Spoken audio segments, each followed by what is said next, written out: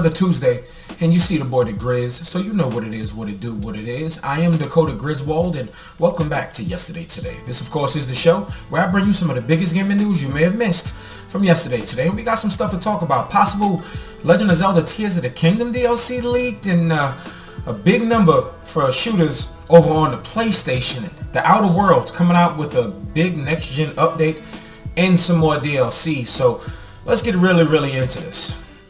Alright, so let's start off today with talking about Metroid. Yes, another Samus video. Okay? Apparently I love Metroid. Now, so last week I made a statement and I made my point on the fact that we didn't get any physical, the physical release happened, but a lot of people didn't get them, and they weren't in every store, and then Amazon delayed it, and other places delayed the stuff, and well, it's actually making me double dip, and I don't care, okay? I have the game. You would think I would be able to stop talking about it, but I'm not. Okay, I want my physical edition. I waited so long, I'm going to get what I planned on getting. So Nintendo has spoken to Nintendo Life, and they have said that we are going to do our best to make sure we fix that. So here's an official statement when they put out the original story. And now this is from Nintendo, and it says, "We will do everything we can to meet the strong demand for the product. Please continue to check with major retailers for availability. If the Metroid Prime Remastered game sells out at various retail locations in the US, we will work to provide more units as soon as possible." Now, that actually makes me wonder. So, Doc Dre, he was over here on Twitter, Doc Dre 81, he actually said Nintendo didn't anticipate the demand for Metroid Prime physical editions. So, they just didn't release a whole lot. Maybe that's actually true, and I'm actually kind of wondering, it just really lets us know where they stand with the Metroid franchise. We got Metroid Dread, and that sold about 3 million and change, and I guess maybe that's not the numbers Nintendo wants, because, man, a lot of other games sold 10 million, 15, 20 million more, and it's just really interesting. Splatoon 2, I should say Splatoon 3, sold over 10 million copies. Metroid Dread, 3 million. So I'm really wondering what's going to happen with Metroid Remastered.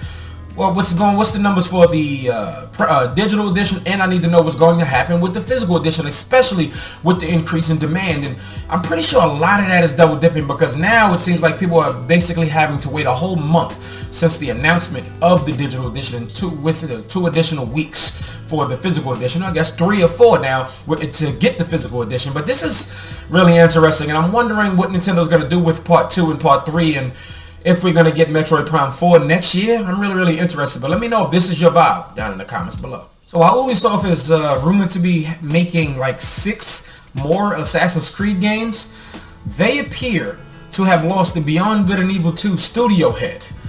Go figure, because this has just been in developmental hell longer than Duke Nukem Forever. And so Kotaku has a piece, and they actually spoke directly to a spokesperson, and it says, "The health and wellness of our teams is an ongoing priority. Given the length of the development cycle with Beyond Good and Evil 2, the Multiplier development team is undergoing well-being assessments through a third party for preventative measures and to evaluate where additional support may be needed."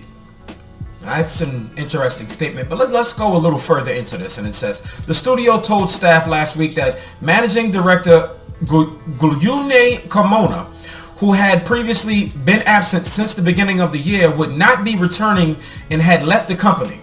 No reason was provided, citing legal confidentiality. Carmona, a nearly 2-decade veteran of Ubisoft who began in marketing, left in Paris office in 2019 to become head of the studio best known for creating Rayman. Carmona declined to comment when asked about why he was no longer at Ubisoft." So it can mean many things. Good, bad, we don't really know what's happening here, but I just don't think that, with all of the news Ubisoft has been getting in the last month or so, it's just been really curious, and it's just to see where they're putting their assets and their priorities. Are they just like, let's just make a bunch of Assassin's Creed games because, well, people continue to buy them and continue to play them and continue to support them, why not? But yeah, I'm just really concerned about other games and stuff like that. I would love a new Splinter Cell. There was supposed to be a Splinter Cell remake. What about Prince of Persia? Yeah, I don't know about this, but let me know if any of this is your vibe down in the comments below. So if you've played Outer Worlds and you've played all of the DLC and you were just kind of wondering if there would ever be a more DLC or a visual update, well, you're in luck, because on March 7th, the Outer Worlds will be releasing the Space's Choice Edition. So it's a $10 upgrade if you already own everything, or if you want to buy everything outright, you can. But I think this is on Game Pass, so this way you would still have to buy the DLC in the Space's Choice. I'm guessing this is all pretty confusing, but a lot of people aren't happy that it's locked behind a $10 paywall, but the level cap is up to $99, and it will include both DLCs. So let me know if any of this is your vibe down in the comments below. I played a little bit of it when it first launched, and the game was pretty cool. Not my style of game, but because it was a first-person shooter, is while it got like maybe 8 hours out of me. But once again, if it is your vibe, holler at me down in the comments below. Let me know what you think about this one. So The Legend of Zelda Tears of the Kingdom just might have DLC, but go figure, Breath of the Wild had some DLC, and I only finished some of it, but not all of it. But those DLCs were pretty good, honestly, and hopefully the Tears of the Kingdom can follow up with it. But pointed out by GameSpot that they saw something on the main website for the game, and it says full version of game required to use DLC sold separately. And honestly, when they post something like that on the main website, I don't really think it's a mistake. They will announce the DLC eventually, probably not right away, but we also kind of gotta get used to this. They announced Fire Emblem DLC like 2 weeks after the game, but I mean, the main game I heard was only like maybe 30 to 40 hours, maybe even longer, but then the DLC will help extend that. But this is what Nintendo's doing. It's a continuing trend, and when you got something that's gonna sell tons and tons of copies, why not add more to it? But don't overexert people, you know, the opposite of Ubisoft. So if any of this is your vibe, let me know in the comments below, because this is definitely my vibe. So let's talk some on this acquisition, but not directly about the acquisition, but since PlayStation has been so heavily involved in proving that Call of Duty they should find a way to keep Call of Duty away from Xbox, well, they have some documents that came out, and this is shout out to IdleSloth who put it out, but then also shout out to Games Radar who gave us a nice little small breakdown, because a lot of it is actually redacted, and here's a statement on the documents. It says, we note that the two Activision's main games on console, Call of Duty and Overwatch, belong to the shooter genre. The shooter genre constitutes a significant share of the publishing market, particularly on consoles. Evidence submitted by third parties also indicates that shooter is an important game category on consoles. For example, data from Redacted includes that shooters constituted Redacted of PlayStation revenue and 40% of the PlayStation's playtime globally. So what they're basically saying is 40% of shooters is on PlayStation. So 40%. Alright, cool. What's going on with the other 60%? I need to know how many people are playing on the Xbox. And yeah, I do play shooters on my PS5. I mean, I play Call of Duty.